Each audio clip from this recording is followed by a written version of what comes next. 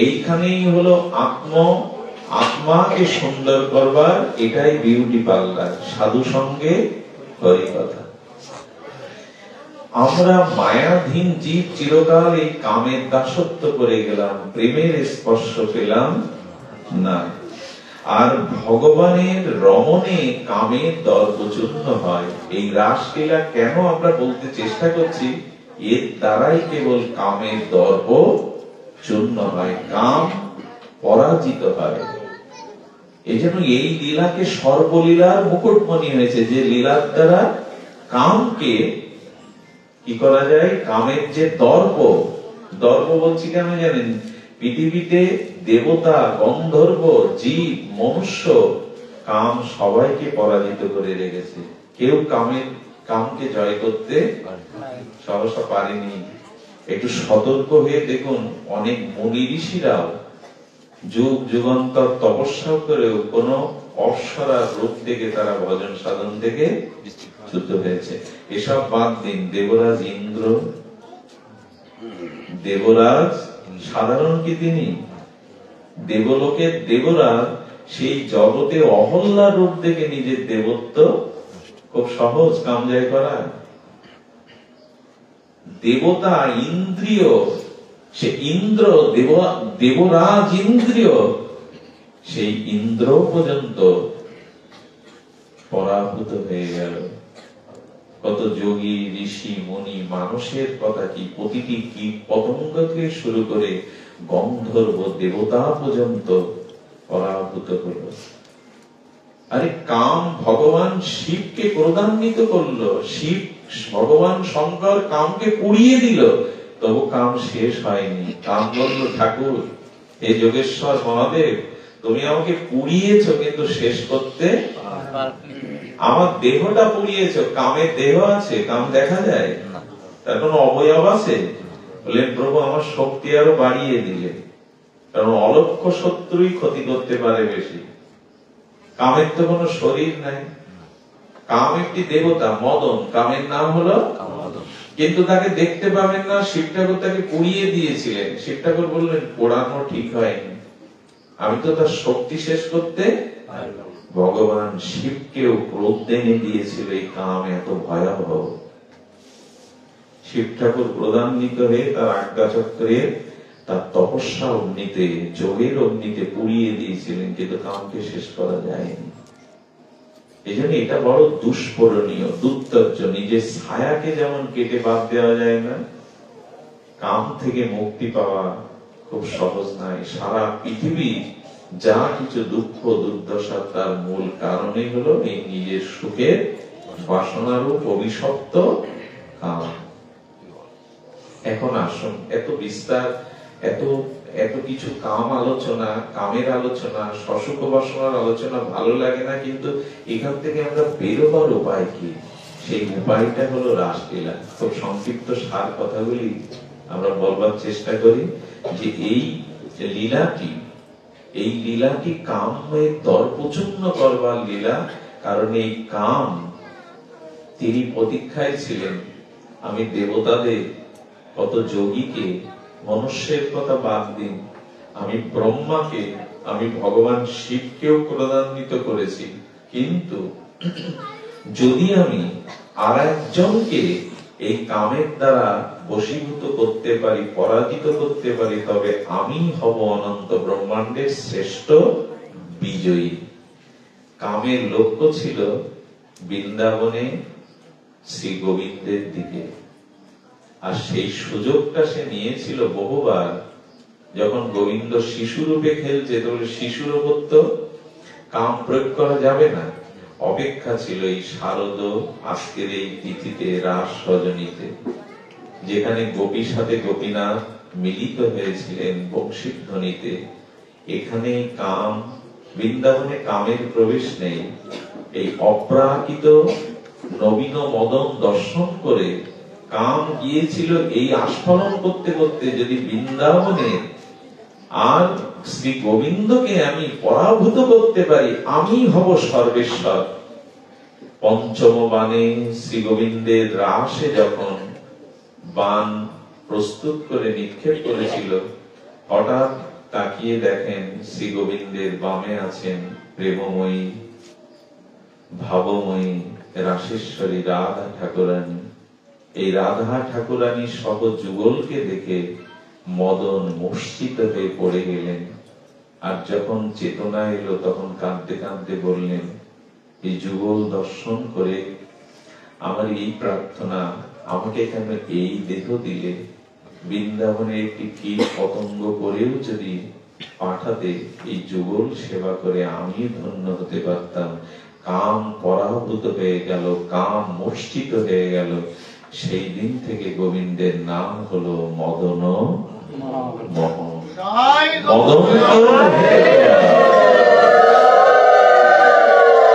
এই কামকে জয় করার একমাত্র, দেখুন কামকে কিন্তু আপনি জোর করতে পারবেন না। ছায়াকে আপনি অস্ত্র দিয়ে বোমা দিয়ে বল প্রয়োগ করে ছায়া তাড়াতে পারবেন না। তেমনি কামকে জয় করতে হবে প্রেম দিয়ে। সেই প্রেমটা হলো এই যুগল প্রেম। বৃন্দাবনের গোপী সাথে গোপীনাথের রাস রজনীতে যুগলকে দর্শন করে কাম মোহিত হয়ে গেল, মূর্ছিত মদন। সেখানে আর কাম ঘুমন্ত জাগে না। কি অদ্ভুত! এই জন্য ভগবান শঙ্করকে বলা হয় মদন দহন। মদনকে তিনি দহন মানে পুড়িয়েছিলেন। আর কৃষ্ণকে বলা হয় মদন মোহন। তবে রাধারানী বামে না থাকলে বিশ্বমোহন হতে পারত কৃষ্ণ, মদন মোহন হতে পারত না। রায় বলে আমার কৃষ্ণ মদন মোহন, সুখ বলে আমার কৃষ্ণ মদন মোহন, সারি বলে আমার রায় বামে যতক্ষণ। রাধারানী না থাকলে গোবিন্দ তুমি মদন মোহন হতে পারতে না। কারণ রাধা ঠাকুরানী হলো প্রেম, রাধা ঠাকুরানী হলো প্রেমের মূর্তি। রাধারানী গড়া হলো প্রেম দিয়ে। রাধা অন্য কিছু না। রাধারানীর দুটো পরিচয় দেওয়া আছে, এক প্রেমময়ী মানে প্রেম দিয়েই গড়া, আর এক হলো রাধারানী হলেন পিপাসাময়ী। কৃষ্ণের জন্য যে পিপাসা, তার মূর্তি হলেন রাধারানী। কৃষ্ণ পিপাসা, সেই মূর্তি হলেন রাধা ঠাকুরানী। এই জন্য জগতে আরেকটি জিনিস আমরা বলবো সংক্ষিপ্ত করে, জগতে দুটো আনন্দ আছে, একটা বিষয় আনন্দ আর একটা হলো স্বরূপানন্দ। স্বরূপানন্দ মানে আত্মানন্দ, প্রেমানন্দ। আত্মানন্দের অনেক ঊর্ধ্বে প্রেমানন্দ। তাহলে কি বললাম, একটা হলো বিষয়ানন্দ আর একটা হলো স্বরূপানন্দ। এটি আরেকটু ধ্যান দিন, অলসতা আসতে পারে, সারাদিন পরিশ্রম, আর হরি কথা শুনলে এমনি একটু ঘুম পায়, কারণ আত্মাটা শান্তি পায়। মানুষ তো এখন নানান চিন্তায় থাকে, রোগ শোকে ঘুম হতে চায় না বিছানায়। সুনিদ্রা এখন প্রায় মানুষের হয় না। ঘুমের মধ্যে যদি স্বপ্ন দেখেন, ওটা সুনিদ্রা বলে না। স্বপ্নহীন যে গাঢ় সুশক্তি, তাকে বলে সুখ নিদ্রা। প্রায় মানুষের এটা এখন হয় না। আর খুব গাঢ় নিদ্রা হলে স্বপ্ন শূন্য, তখন মানুষ আত্মার সাথে লীন হয়। ঘুম থেকে উঠে বলে বড় সুখে ঘুমিয়েছিলাম। ঘুম তো ভেঙে যায়, বিভিন্ন স্বপ্ন এসে বাধা দেয়। এই জন্য ভগবত আসলে ঘুমানো ভালো। ভালো এই জন্য যে এখানে এলে আত্মা শান্তি পায়। এই জন্য ঘুম যদি বিছানায় না হয়ে এখানে হরি কথা আরাম পায়, হরি কথা ঘুমায়, তাতে আর দাবি কারো কিছু নেই। তবে হরি কথাতে চিত্তে আনন্দ আসে, আত্মা খোরাক পায়, খাদ্য পায়। তবে হরি কথাতে ঘুমালে কিছুটা নিজে কিছু হারাতে হয়। এই এক একটা শব্দ ভগবানের বাণী আমাদের চিত্তকে পরিবর্তন করতে পারে, স্বভাবকে পরিবর্তন করতে পারে। এই জন্য আপনাদের ঘুম পাড়ানি গান আমি বেশিক্ষণ শোনাবো না। আপনারা জেগে থেকে কিছুক্ষণ শ্রবণ করুন। বিষয়ানন্দ আর স্বরূপানন্দ শব্দ দুটি একটু জানতে হবে। এই যে অর্থবিত্ত, রূপ, যৌবন, ভোগ বিলাস, মান সম্মান যা কিছু নিয়ে আছে, একে বলে বিষয়, একে বলে বিষয় আনন্দ। এর সাথে আত্মানন্দের কোন যোগ নাই।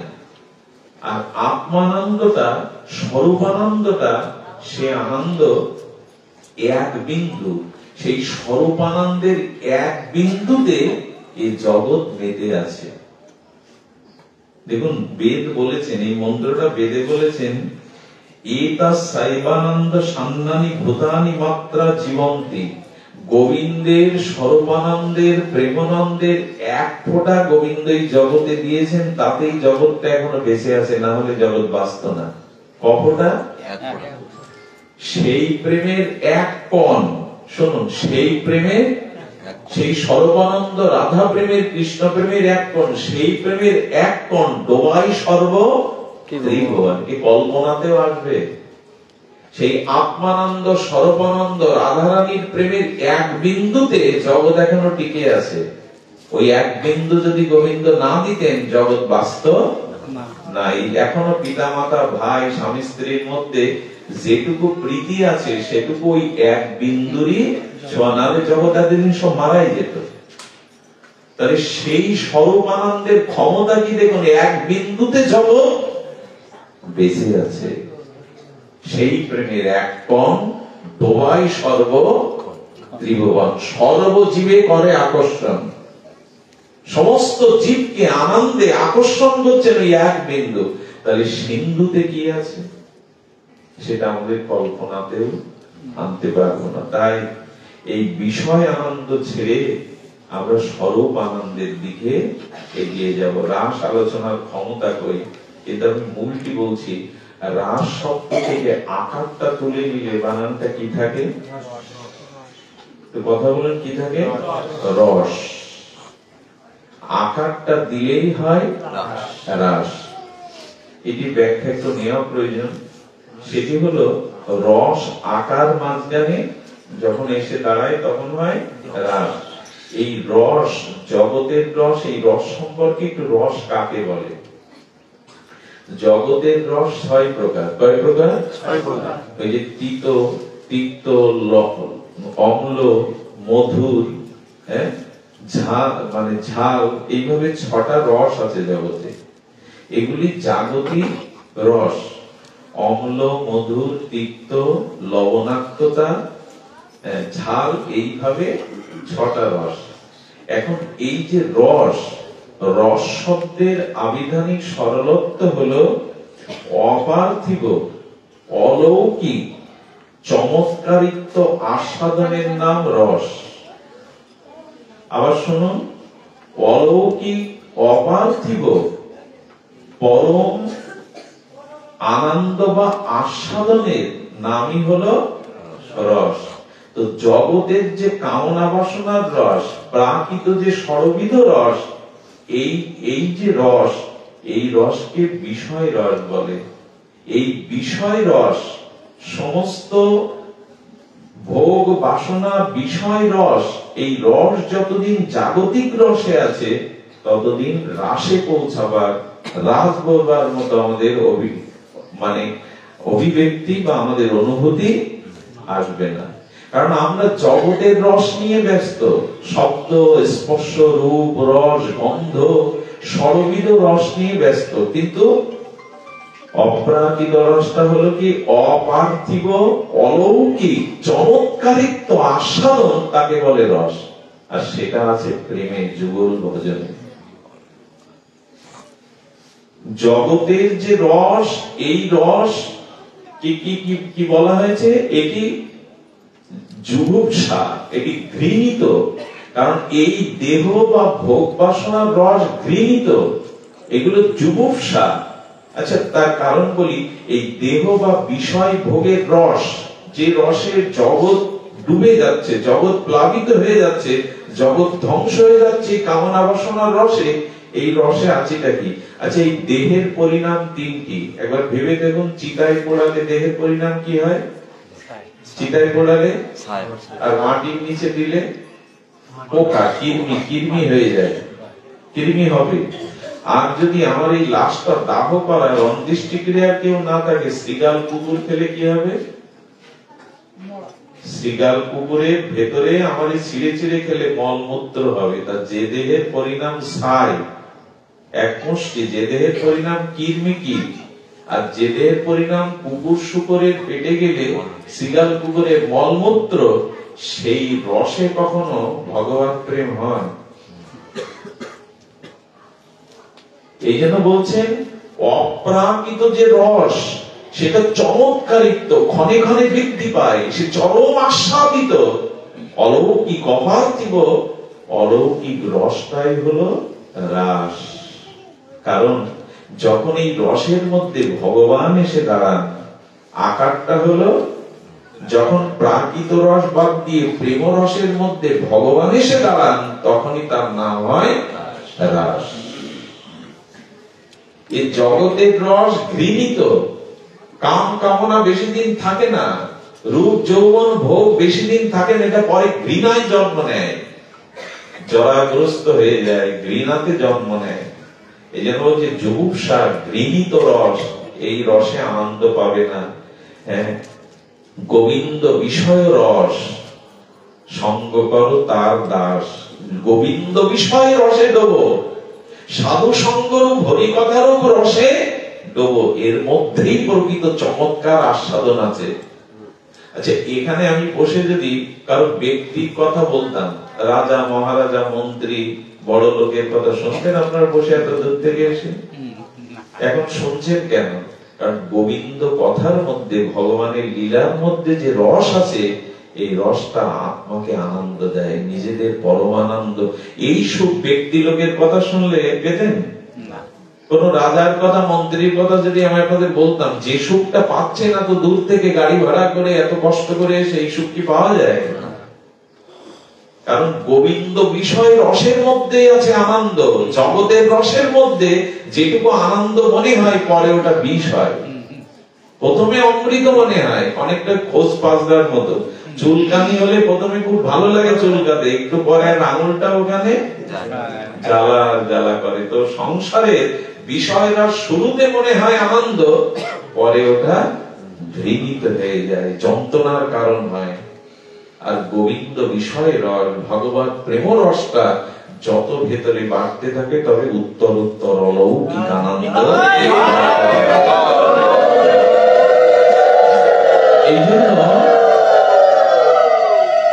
এই জন্য উচিত হলো গোবিন্দ বিষয় রস সঙ্গ করো তার দাস। এই প্রেম রসকে, গোবিন্দ লীলা রসকে, নামামৃত রসকে পান করো, এটাই আমাদের আস্বাদনের বিষয়। আর এটার থেকে জগতে আনন্দ আর কোথাও নাই। যদি বলেন তো আমি হরি কথা শুনে আনন্দ পাই না কেন, আমার ভিতরে রস সিক্ত হয় না কেন? মহাপ্রভু কার কথা শুনতে যেতেন? গদাধর পণ্ডিতের কাছে। গদাধর, আমাকে ভাগবত শোনান।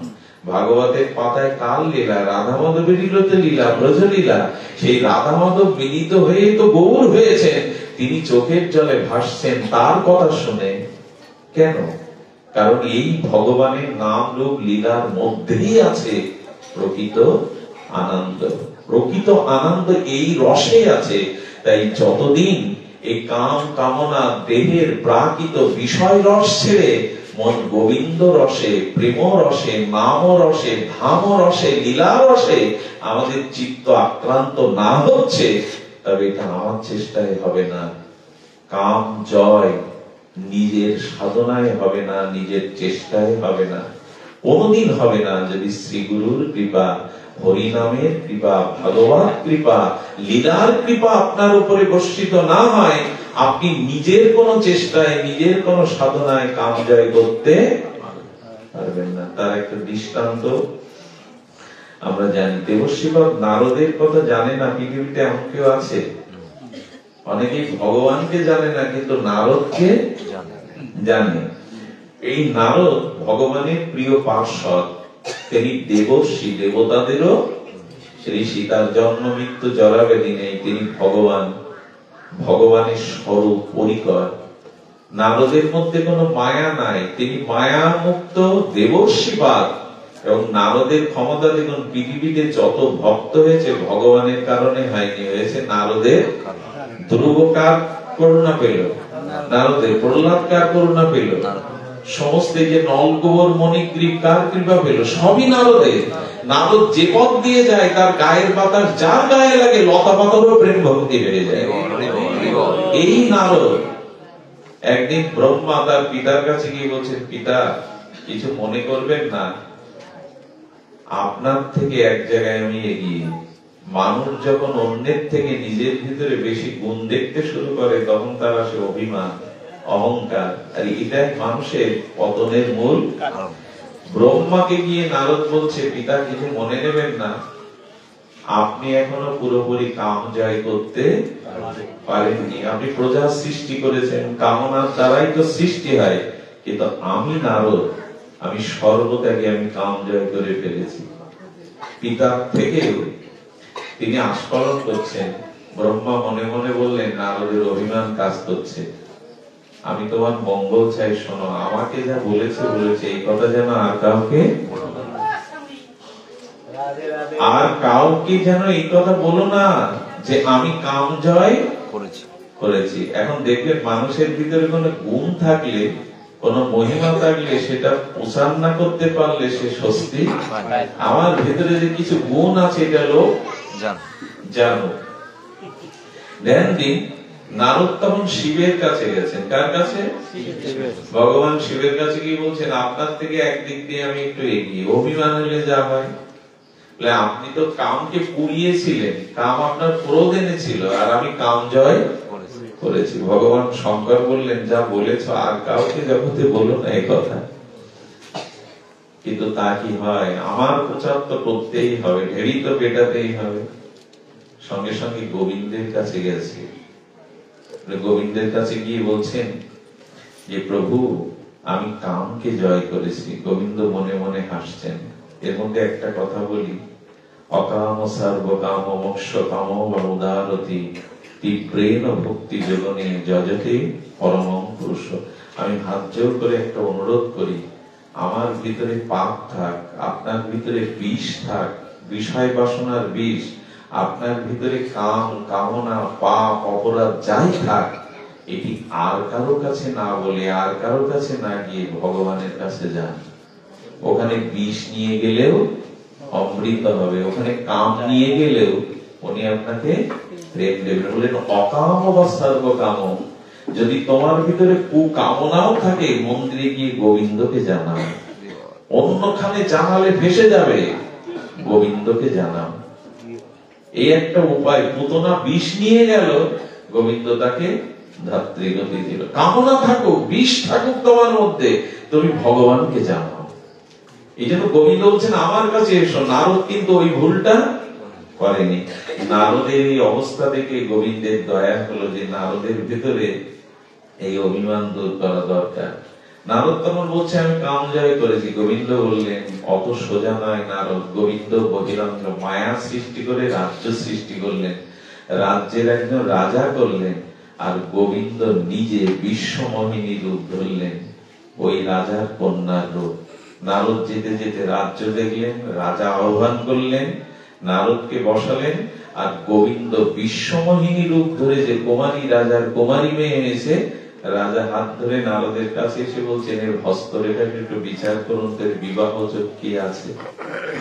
দেখুন ভগবানের মায়াতে, ভগবান যখন এই বিশ্বমোহিনী রূপ ধরেছেন, তখনই নারদের কাছে হাত বাড়িয়ে দিয়েছেন। নারদ কি করেছে জানেন? নারদ যে হাত স্পর্শ করেছে, ভগবানের বিশ্বমোহিনী রূপ, যেই হাত স্পর্শ করেছে, ওনার ভিতরে তখন কামনা জেগেছে। সেই কামনাটা কি জানেন?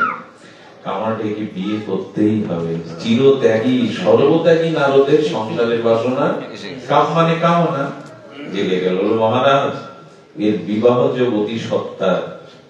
যার গলে মালা দেবে, সে নিজেও অমরত্ব পাবে, অনন্ত সুখ পাবে, সেও সুখী হবে। আপনি স্বয়ংবর সভা ডাকুন। নারদ বুঝতে পেরেছে বিয়ে করতে হবে। স্বয়ংবর সবার আয়োজন করে নিজে সাজাতে গোছাতে গেছে বর বেশে, আমার গলেই নিশ্চয়ই মালা দেবে। গোবিন্দ তখন কি করলেন, দেখুন ভগবান কিভাবে বাঁচায়। এই জন্য কামনা বাসনা থাকলেও তাকে জানান, তিনি একটা সমাধান করবেন। আর কাউকে জানালে যে সমাধান করতে পারে না, সে ক্ষমতা নাই জীবের, ভগবানেরই আছে। তো নারদ যখন গেছে, তখন বলছেন আচ্ছা নারদ, তোমার বিবাহের ইচ্ছা জেগেছে কেন? বলে আমি বর বেশে সেজে স্বয়ংবরায় যাচ্ছি। নারদকে যখন বলছে, বলে প্রভু কিছু মনে করো না, নারায়ণের পাশে লক্ষ্মী, শিবের পাশে পার্বতী, ব্রহ্মার পাশে ব্রহ্মণী, আমার পাশে কেবল বেমানা। মানুষ কামনা আসলে কিভাবে যুক্তি খুঁজে? ভগবানকে বলছে নারায়ণের পাশে লক্ষ্মী, আর পার্বতী হলো ভগবান শিবের পাশে, আর ব্রহ্মার পাশে ব্রহ্মণী। তো আমার থাকতে দোষ কি? মানুষ যখন কামনা আসে তখন যুক্তি খুঁজে বেড়ায়। ভগবান তো কৃপাময়, করুণাময়, তার কামনা দূর করবার জন্য নারদ যখন সেজে ফিটফাট হয়ে যাচ্ছে, গোবিন্দের অচন্তনীয় কৃপায় নারদের মুখটা বানরের মুখ তৈরি করে দিল। আচ্ছা, নিজের মুখ নিজে দেখা যায় না। ভগবান সংকেত দিলেন, মনে যখন কাম আসে না, তখন মানুষ মানুষ থাকে না, পশুদের রূপ নেয়। বানরের নিজের মুখ কি নিজের চোখে দেখা যায়? নারদ ফিটফাট হয়ে যাচ্ছে, মালা দিলে আমার গলায় দেবে। এই স্বয়ংবরা সবাই বসেছে, বেশ মুড নিয়ে বসেছে। গোবিন্দও তার পাশে গিয়ে, ভগবানও বসেছে যুবরাজের রূপ ধরে। আর বিশ্বমোহিনী, নারদ তো ভাবছে আমার গলায় দেবে, হস্তরেখা বিচার টিচার করে কত কি বলে গেল। কিন্তু আর যারা রাজাবর্গ ছিল সংবাদ নারদের দিকে, সব উপহাসে বানরের মুক্ত হাসছে। যখন হাসছে, বিশ্বমোহিনী এসে ভগবানের লীলা গোবিন্দের গলায় মালা দিলেন। নারদকে দেখে যখন উপহাসের হাসি আসছে, তখন একজন বলে বসেছে ওর মধ্যে, নিজের মুখ দেখেছ? স্বচ্ছ দর্পণে গিয়ে দেখে বানরের মুখ। কতটা ক্রোধ হয়! সরাসরি ভগবানকে অভিশাপ দিয়ে বসলেন নারদ। দেখুন, কাম বাধা হলে কতটা ক্রোধ হয়, ভগবানকে অভিশাপ দিয়ে দিলেন নারদ। অভিশাপ হলো, আমার কাছ থেকে যেমন কেড়ে নিলে, তখন তুমিও স্ত্রী হারা হবে। আমি অভিশাপ দিলাম, তুমিও জগৎ লক্ষ্মীকে হারা হবে। আর এই অভিশাপটা রামলীলাতে সীতাহরণের মূল কারণ। ভগবান বলেন, অভিশাপ দাও, সেটা মাথা পেতে নেব, কিন্তু ভক্তকে মুক্ত করাই তো আমার কাজ। এই জন্য দুধটা যখন উচ্ছ্বলিত হয়ে পড়ে যায়, দুধ যখন উঠলে ওঠে না, দুধটা যখন উঠলে ওঠে, কয়েকটা জলের ছিটে দিলে কি হয়? জলের ছিটে দিলে দুধটা উচ্ছ্বসিত হয়ে পড়ে যায় না। কাম জয়ের, কামনা জয়ের একমাত্র মহৌষধি হলো হরিনাম, হরিলীলা কথা, ভগবানের বিশেষ কৃপা। এছাড়া দ্বিতীয় কোনো পথ খোলা নেই। শ্রী ভগবানের নাম, শ্রী ভগবানের লীলা, এই রাসলীলা তো এই জন্যই। গোপী সাথে গোপীনাথের এই লীলা দর্শন করে মদন মোষ্টিত হয়ে গেল। মদন মোহন রূপ নিলেন শ্রী গোবিন্দ, জানিয়ে দিলেন জগৎকে হৃদয়ে হৃদরোগ, কামরোগ দূর করবার একমাত্র মহৌষধি এই লীলা, এই ভগবানের দিব্য নাম। দেখুন, এখানে তো আমি বহুবার বলি, এক জায়গায় এখানে নারী পুরুষ বসেছেন, কিন্তু কারো মনে কোনো বিকার আসবে না এখন। এর একটাই কারণ, এখানে সাধু সঙ্গে হরি কথা হচ্ছে। এখানে কারো বিকার আসবার কথা নয়। এই জন্য শাস্ত্রে বলছে, যেখানে ভগবানের নাম, ভগবানের লীলা, যেথা কাম সেটা নাহি রাম, আর যেথা রাম সেটা নাহি কাম। এইটাই তো দিনের বেলায় আপনার আকাশে নক্ষত্র দেখতে, আপনি তারা দেখতে পাবেন না। রাতে কখনো সূর্য উদয় হয় না, দিনে আকাশে কোনো নক্ষত্র দেখতে পাবেন না। তো যেখানে কাম আছে এখানে রাম নেই, আর যেখানে রাম আছে এখানে কাম নেই। তো আপনাদের সর্বশেষ এইটুকু নিবেদন করে পাঠ বিশ্রাম করি। কাম আসবার মূল কারণ হলো নারী আর পুরুষ। এদিকে ধ্যান দিন। পৃথিবীতে প্রথম কাম কবে সৃষ্টি হলো? এই কামের জন্ম হলো কোথায়? যেদিন থেকে নারী এবং পুরুষ এই দুটি সৃষ্টি হলো। খুব ধ্যান দিতে হবে। নারী এবং পুরুষ যেদিন থেকে পৃথিবী সৃষ্টির থেকে শুরু হলো, এই নারী পুরুষ সৃষ্টির সাথে সাথে সেটি হলো কাম।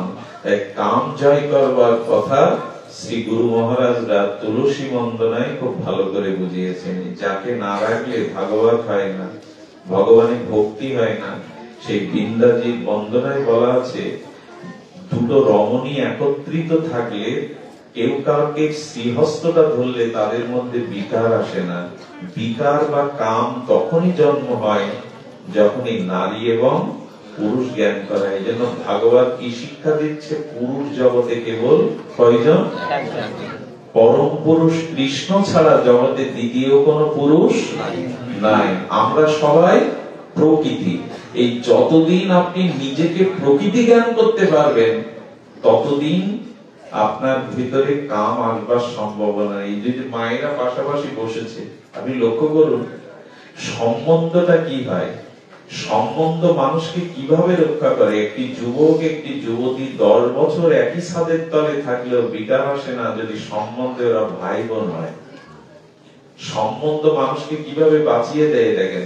মায়ের শরীর যা যা দিয়ে তৈরি, স্ত্রীর শরীরও তাই দিয়ে তৈরি। মাকে স্পর্শ করা, স্ত্রীকে স্পর্শ করা বহুত অন্তর। এই জন্য শাস্ত্রে বলছে যতদিন তোমার পুরুষ অভিমান আছে আর মেয়েদের যতদিন আমি নারী এই অভিমান আছে ততদিন কামকে জয় করা যাবে না। তাতে কি করতে হবে? এই নিবেদন ধরো সখীর, কে গাইনি এই পথ তুলসী বন্দনায়? গাইলেন তো সারা জীবন। এই নিবেদন ধরো সখীর অনুগত কই? সখীর ললিতা বিশাখার পাশে পুরুষ দাঁড়াতে পারবে তো? পুরুষ তো নেই জগতে কৃষ্ণ ছাড়া। বৃন্দাবনে মীরা গেছেন, রূপ গোস্বামী দর্শনের জন্য বলছেন গোস্বামীকে বলুন মীরা এসেছে প্রণাম করতে। রূপ গোস্বামী বললেন বৃন্দাবনে আমি কোন রমণীর বা প্রকৃতির মুখ দেখি না। মীরা বলে পাঠালেন আমি জানতাম বৃন্দাবনে একটাই পুরুষ কৃষ্ণ, আবার দ্বিতীয় পুরুষের আবির্ভাব কবে হলো গিয়ে বলো। গোস্বামী বুঝতে পারলেন এ সাধারণ না, মীরার কাছে ক্ষমা চেয়েছিলেন। মীরা ভুল হয়েছে, আমি পুরুষ নয়, পুরুষ পরম পুরুষ একমাত্র শ্রীকৃষ্ণ। এই জন্য যখনই আমাদের এই ভজনটা বৃন্দাবনের পরম্পরায় পেতে হয়, কাম বীজ কাম গায়ত্রীতে শ্রী গুরুদেব গুরু দেওয়া ওই মন্ত্রের দ্বারা ভাবতে ভাবতে ভাবতে ভাবতে ভাবতে ভাবতে আপনার দেহ এই মনের অভিলাষ বিলাস কুঞ্জে দিয়বাস। সেই রাধা মাধবের উজ্জ্বল প্রেম নিকুঞ্জ প্রেম মন্দিরে আপনি পুরুষ না সখীর আনুগত্যে সখী রূপ নিয়ে যদি যেতে পারেন, নারী হলেও এই যে রমণী এই কথা বলা হচ্ছে না। আত্মানাং চিন্তায়তে তত্র তাসাং মধ্যে মনোরমাং রূপ যৌবন্য সম্পন্নম কিশোরীং প্রমাদাকৃত্যে। গুরুদেব আপনাকে কিশোরী মূর্তি দিয়ে দেবে। এইসব কথা কি উল্টোপাল্টা বলছো? আমরা পুরুষরা সব কিশোরী হতে, এটা গাইছেন কেন? এই নিবেদন ধরো সখীর অনুগত করো, এই মনের অভিলাষ বিলাস কুঞ্জে। বিলাস কুঞ্জে রাধা মাধবের কে ঢুকতে পারে? ওখানে বলরামেরও তো ওখানে ঢোকবার কোন অধিকার নাই। ওইখানে একমাত্র মঞ্জরীরা যেতে পারে। আর যদি বলেন এটা অসম্ভব, আমি পুরুষ আমি কি করে কিশোরী মূর্তি ধরবো, আমি নারী আমি কি করে কিশোরী মূর্তি ধরবো, এই জায়গাটার আসনার নামই হলো ব্রজ ভজন, যুগল ভজন। এটি অনেকের আমাদের জ্ঞাত নয়। এটি শুদ্ধ পরম্পরা ধারায় যদি যুগল ভজনের অধিকার না পাওয়া যায়, দেখুন অসম্ভব কিছুই না। আপনি পুরুষ অভিমান থেকে আপনি রাধারানীর সখী রূপ নিতে পারেন। তার সব থেকে বড় দৃষ্টান্ত আধুনিক বিজ্ঞান।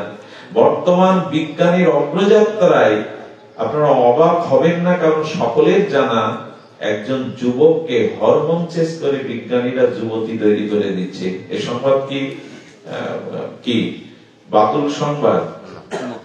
একজন যুবককে যুবতী বানিয়ে দিচ্ছে হরমোন চেঞ্জ করে। একই ডালে 7 রকমের ফুল ফোটাতে পারে বিজ্ঞান। বর্ণ সংকর ঘটিয়ে একই ডালে 7 রকমের ফুল ফোটাতে পারে। এটা সম্ভব বিজ্ঞানে। নারীকে পুরুষ বানাতে পারে হরমোন চেঞ্জ করে। যদি ডাক্তাররা বিজ্ঞানীরা এটি করতে পারে, তবে সদ্গুরুদেব ভগবানের বিশেষ নাম বিশেষ সাধনায় আপনার পুরুষ অভিমান যাবে না, সখী রূপ পাবেন না। বৃন্দাবনের এক বাবাজি সারা জীবন এই মঞ্জরি ভাব সাধনার সেই তন্ময় হয়ে ভেবেছেন, দেহটা ছাড়লো আর দেহ থেকে একটা কিশোরী মূর্তি বেরিয়ে নিত্য লীলায় প্রবেশ করে গেল। এই ভাবতে ভাবতে, এই সাধনা করতে করতে কতজন রাধারানী সখী হয়েছে জানেন? 20,08,000। আপনি তার মধ্যে যেতে পারেন যদি সাধনা করেন। এই সংবাদগুলো মাইকে বলার জিনিস না। রাধারানীর সখীর সংখ্যা রূপ গোস্বামী, রূপমঞ্জরি জানিয়েছেন 20,08,000। আপনি তার মধ্যে যেতে পারেন যদি এই ভজন পান, এই সখী রূপে মঞ্জরি ভজন আপনি যদি পান। গাইবেন সারা জীবন, অথচ তার খোঁজ রাখবেন না, তা তো হয় না। এই জন্য এই দেহ পুরুষ অভিমান, আমি নারী, এই অভিমান থাকলে কামনা যাবে না, কাম যাবে না। আচ্ছা, শুয়োপোকাটা প্রজাপতি হয় কি করে? শুয়োপোকাটা তো বিচিত্র রঙের প্রজাপতি হয়, মরে হয় না, ওর থেকে রূপ বদলায়। এটা যদি হয় তবে আপনি ওই ভজন করতে করতে ওই তন্ময় থাকতে, যে যা ভাবে তাই হয়ে যায়, যে যা ভাবে এই ভজন করতে করতে আপনি ওই লীলাতে চলে যান। আজও নিত্য লীলা চলছে বৃন্দাবনে। আজও গোবিন্দ অনন্ত বিশ্ব ব্রহ্মাণ্ডের কোন এক ভারতবর্ষের কোন এক বৃন্দাবনে এখনো নিত্য লীলা করছেন। লীলা নিত্য, প্রকট অপ্রকট দুই লীলাই নিত্য তিনি এখনো লীলা করছেন। ওই লীলা প্রবেশ করতে পারবেন যদি সখী রূপ নিয়ে নেওয়া যায়। আর এই সখী রূপ নিলেই এই ভজনের অধিকার। আজ এইটুকুই বলবো, আর না। এই সখী ভাবের ভজনের জন্য গোস্বামীপাদ এইটা একটু শুনুন কি বলেছে। রাধা কৃষ্ণ প্রাণমোর যুগল কিশোর। দেখুন এই ভজনটা ঠাকুর নরোত্তম প্রেম ভক্তি চন্দ্রিকার প্রতি পয়ে বলে গেছেন, রাধা কৃষ্ণ প্রাণমোর যুগল কিশোর, জীবনে মরণে গতি আর নাহি মোর, কালিন্দির কুলে কেলি কদম্বের বন, রতন বেদির পরে বসাবো। এসব ভাবনা আসে তো যে ওই হব, ওই জায়গায় যাব। সেই মধুময় বৃন্দাবন, যমুনা পুলিন, তার মধ্যে কদম্বের বন, রাধা মাধবকে দুটো স্বর্ণ বেদির পরে বলিয়েছি। আর হেমগৌরী অঙ্গে দেব সোয়া চন্দন গন্ধ দিয়েছি তো। মনে মনে ওই রাজ্যে রাধা মাধবের গায়ে সোয়া চন্দনের গন্ধ দিয়েছি। মানস সরোবরে এক বাবা কি ভজন করতেন, রাধা মাধব জল কেরি করে উঠবে, তাদের পোশাকে সুগন্ধি শিশি থেকে গন্ধ লাগিয়ে দেবেন, এই ছিল তার ভজন। ওই মনে মনে রাধা মাধবের স্নান জল কেলি দেখছেন, মনে মনে রাধা মাধবকে সিঙ্গার করছেন, মনে মনে শিশির দিতে যাবে, রাধা মাধবের রূপ দেখে হাত থেকে শিশির পড়ে গেছে। মনে মনে, বাইরে কিছু না। সঙ্গে সঙ্গে বাবা কাঁদছেন, আমার সেবা হলো না, আমি অযোগ্য, আমি শিশি ফেলে ভেঙে ফেলেছি। আরে কোথায় শিশি? মনে মনে ভাবছেন। ভজন দিয়েছেন গুরুদেব, রাধা মাধব সিঙ্গার করে আসলে ওদের অঙ্গে এই সুগন্ধি মাখাবে। শিশি পড়ে গেছে, কাঁদছে। শিষ্যরা এসে বলছে, বাবা এত কাঁদছেন কেন? উঠুন, আপনি উঠুন, আপনি উঠুন। বললেন, আমি শিশি ভেঙে ফেলেছি, সুগন্ধ মাখাতে পারেনি ঠাকুরানীর সিঙ্গারে, তার অঙ্গে। সঙ্গে সঙ্গে হঠাৎ করে রাধারানী প্রমাণ করে দিলেন, তোমার শিশির গন্ধ আমি নিয়েছি। পুরো মানুষ গঙ্গার পাশে যারা ছিল তারা এক অপরাকৃত গন্ধে আমোদিত হয়ে মূর্ছিত হয়ে পড়ল। ওই শিশির গন্ধটা রাধারানী জানিয়ে দিলেন, আমি পেয়েছি, আমি পেয়েছি। বৃন্দাবন এক আমাদের গোকুলের এক বাবা বর্ষনায় হোলি খেলা হচ্ছে রাধারানীকে নিয়ে। তো বাবাজি মহারাজ যেতে পারছেন না, হে রাধে আমি যেতে পারছি না, তোমারই রং আমাকে একটু দাও না। যে আঁচল পেতেছে রাধারানীর রক্তিম আবির রংটা পুরো কাপড়টাই লাল হয়ে গেল। এক বাবাজি মনে মনে রাধা মাধবকে তাম্বুল সেবা দিতেন। এই পয়ারে আছে না, অধরে তুলিয়া দিব কর্পূর, এই সেবা করেছি তো মনে মনে রাধা মাধবকে। বিজন সেবা করেছি তো, তাকে বাতাস দিয়েছি তো মনে মনে। মালা নিয়ে বসে ওই বৃন্দাবনের চিন্তা করে ওই করুন। তাম্বুল সেবা দিয়েছেন 20 বছর। শিষ্যরা বলছে, বাবা রাধারানী গাঁও থেকে চর্বিত তাম্বুলের একটু প্রসাদ আপনাকে দিয়েছে কোনদিন? বলে, আজও তো পাওয়া হয়নি। তবে ঠাকুরানী দাও না, তোমার ওই চর্বিত তাম্বুলের একটু চিপ আমার এই আঁচলে দাও। সঙ্গে সঙ্গে যখন কাঁদছেন, পুরো আঁচলটা এক সুগন্ধ রঙে ভরে গেল। রাধারানী জানিয়ে দিলেন, তোমার সেবা আমি নেই, প্রসাদ দিলাম। সুপোকা যদি প্রজাপতি হয়, তবে গুরু প্রদত্ত এই সখী ভাবনা ভাবতে ভাবতে, মঞ্জুরি ভাবতে ভাবতে আপনিও একদিন কোন সৌভাগ্যে রাধারানী নিত্য লীলায় যেতে পারবেন। এটাই হলো ভজনের অন্তিম শেষ ধাপ। এটা মহাপ্রভু দিতে এসেছিলেন। আমরা জানি নিতাই আর চৈতন্য মহাপ্রভু শুধু হরিনাম দিয়েছেন, হরিনাম না, ওরা এই ভক্তিটাই দিতে এসেছিলেন। আমরা অনেকেই তার সন্ধান রাখি না। আসুন অভিমান ত্যাগ করে এই ভজন অনুভূতিটা নেই। আর ললিতা বিশাখা যত সখীবৃন্দ আজ্ঞায় করিব সেবা চরণারো। কবে আজ্ঞা করবে ললিতা ফুল তুলে আনো, কবে বিশাখা আজ্ঞা করবে বাতাস দাও, তুমি সেই তাল পাতার শীতল বাতাস রাধা মাধবকে দাও। এই সব ভজন গুলো মনে মনে মানুষে লীলা চিন্তন করতে হবে। সাধন স্মরণ লীলা ইহাতে না করো খেলা। যাই হোক, এই লীলাতে প্রবেশে সেই দিনে অধিকার হবে যখন মনে মনে এই লীলাগুলো আমরা পুরুষ বা নারী অভিমান ত্যাগ করে সখী মঞ্জরি অভিমানে করতে পারবো।